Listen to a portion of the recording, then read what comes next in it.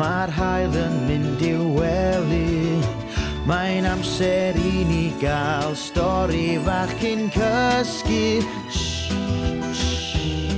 Dewch nawr I DQ I glywed stori fach am un o'r criw. Stori am llew yn colli ei pyjamas, neu jungle a bolgi yn mynd am dro i'r syrcas. Plwmp a deryn gyda ciw a'r kangaroo, straeon yn nos I sŵn y gwd I hw. Mae'r haul yn mynd i'w wely. Mae'n amser I ni gael stori fach cyn cysgu. Dewch nawr I DQ I glywed stori fach am un o'r criw. Ie, dewch da ni fyd cyw.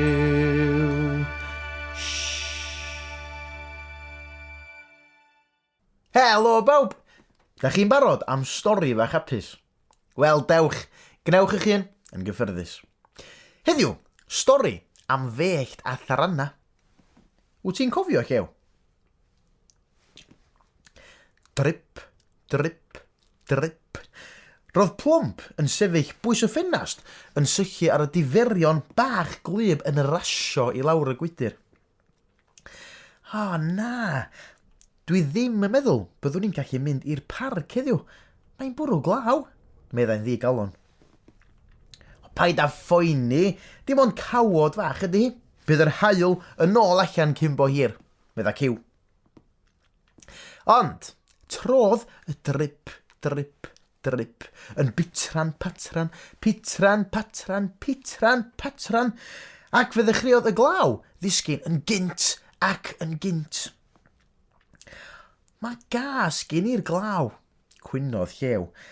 Mae fy mwng yn glymau gyd pan mae'n glychu. Yn sydyn, dyma Jungle yn carlamu mewn i'r tŷ yn lyb socian. Roedd hi wedi bod am dro i'r siop. Ycha fi, mae'r dŵr oer yn rhedag I lawr fy ngwddw I, medda Jungle dan grynu. Cer I sychu dy hun cyn I chi ddal anwyd, medda Ciw wrthi, ac I ffwr a Jungle i'r stafell molchi. O dwi wrth fy modd efo'r glaw. Dwi'n offi neidio yn y pylla dŵr, medda Bolgi yn hapus. Plwmp, ti'n efo fi tu allan ac... Bang! Cyn I Bolgi orffan I frawddeg, dath sŵn mawr o'r rwla.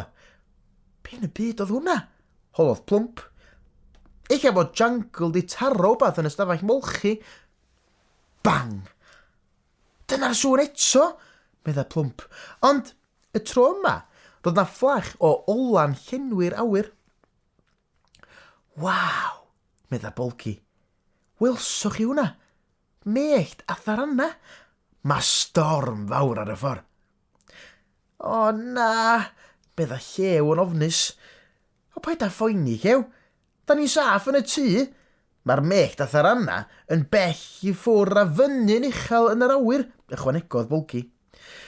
Ond, doedd llew ddim wedi aros I wrando ar y criw. Roedd o wedi diflannu ac wedi mynd I guddio. Ar ôl sychu hun yn yr ystafell molchi, ath Jungle I mewn i'r stafell wely. Sylwodd bod y dillad gwely yn symud. Helo? Sa rhywun yna?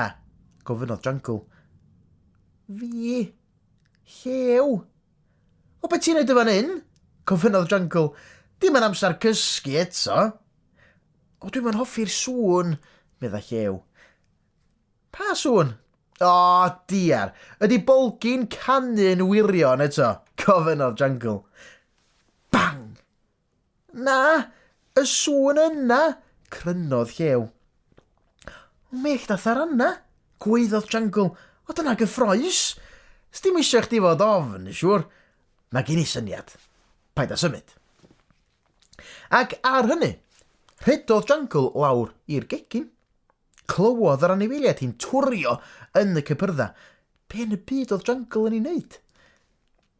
Dewch efo fi, ffrindiau, meddai'n sionc wrth weddill yr anifeiliaid. Dwi'n gwybod sut fedrwn ni wneud I llew deimlo yn llai ofnus. Dilynodd pawb Jungle fyny'r grisia ac I mewn i'r stafell wely. Iawn, allan â chdi o'r gwely na llew, medda Jungle. Yn araf bach, cododd llew y gynfas, ac roedd I ffrindiau I gyd yn dal sosbenni, llwya pren a phob math o bethau o'r gegin. Yr unig ffordd o guro sŵn mellt a thranna ydy gwneud mwy o sŵn, medda Jungle. Tydi ymuno yn band ni llew. Rhoddodd yr anifeiliad sosban a llwy bren I llew, a dechreuodd y criw daro I sosbenni yn uwch ac yn uwch. Cyn bo hir, anghofiodd llew am y mellt a'r taranna. Roedd o yn cael gormod o hwyl efo'r band. A wyddoch chi be oedd enw'r band? Wel, mellt wrth gwrs. Pan mae'n hwyr ac yn dechrau nosi, does dim byd gwell na chael stori fach cyn cysgu. Nos da, bawb.